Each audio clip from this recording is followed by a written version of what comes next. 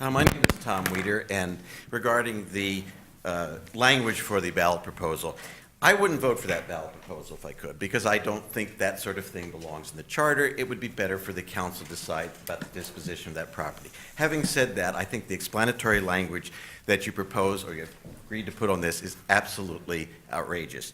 This proposal is very simple. The proponents feel this property should be held by the city and developed as a park as opposed to other use. It does not need a further explanation. What you are doing, you are attaching to this proposal campaign literature for those who oppose this ballot proposal. Do your campaign. Don't take the campaign against this and put it into the ballot proposal. That's not appropriate. The people who support this, this isn't for them, do they like core spaces or not? They don't want any development there. We can argue about that and do it in a campaign. Don't put your campaign on the ballot. That's what you're doing.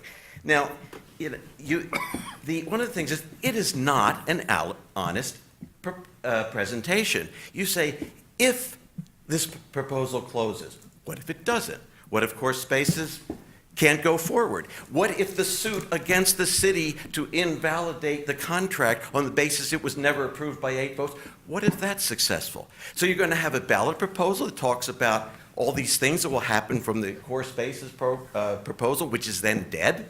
And some of this, it says 50% of the proceeds will go to the City of Ann Arbor's Affordable Housing Fund. Only if the council sitting here at the time that money comes in chooses to vote that way. Do you all assume you will be here then? Because you can't bind a council when that money comes in to give it to affordable housing or to pay off the money for the wide lot. And here's one more thing. The provision in that contract, which may or may not be upheld, says that if Core Spaces doesn't complete this at a certain time, the city can buy it back.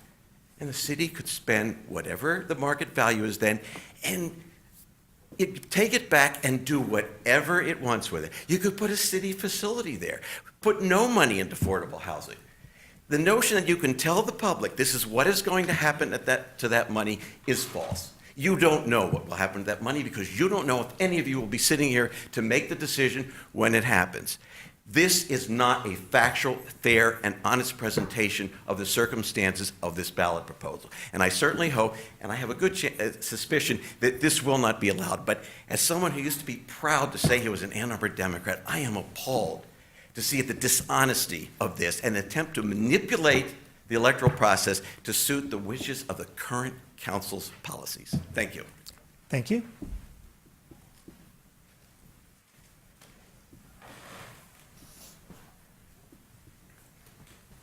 Hi, I'm Don Danico, and I just moved back to Ann Arbor after 10 years in Ypsilanti. But I went to school here and spent most of my life here. And I didn't really intend to say anything tonight, but that gentleman is absolutely correct. That's all I have to say. Thank you.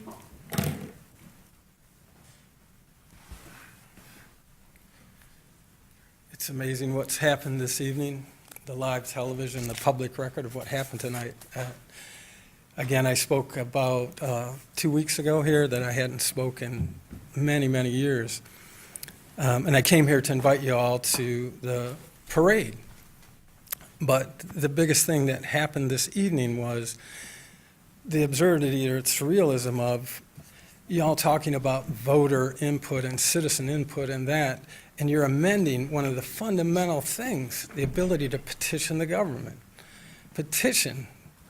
And you're changing the language of that. And so the idea of balancing the lack of journalism and that as an excuse to do what you're doing is, that was repeated by 4 or 5 of you, the lack of coverage or the lack of journalism. So I just wanted to note that you suspended twice 2 things today, a rule to allow alternative thing, which was a great thing, but literally you also suspended the public's ability to petition the government.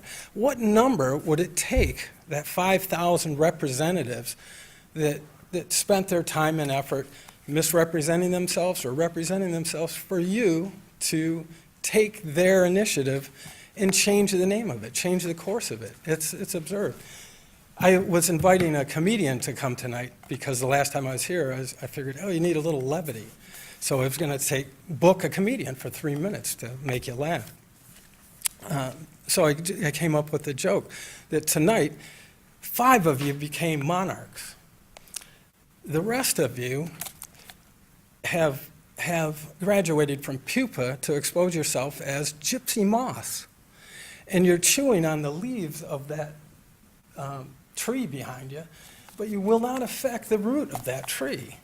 But it's very close to doing that by, again, amending a petition by 5,000 representatives of the 100,000 people that you claim live in this city. Stop doing that. I mean, collaborate, not change their opinion or their path with your language. It's their language. So that's all. I appreciate it. Come to the parade. Have a good time. Express your opinion and your free speech. And always petition when necessary. Thank you. Thank you. Is there anyone else who'd like to speak at public comment? Seeing no one, public comment is closed. Are there communications from council? Councilman Lobo. We have a motion, please, to go into closed session, moved by Councilor Westfall, second by Councilor Grand. Discussion? Roll call vote, please, starting with Councilmember Westfall. Councilmember Westfall? Yes. Councilmember Lum? Yes.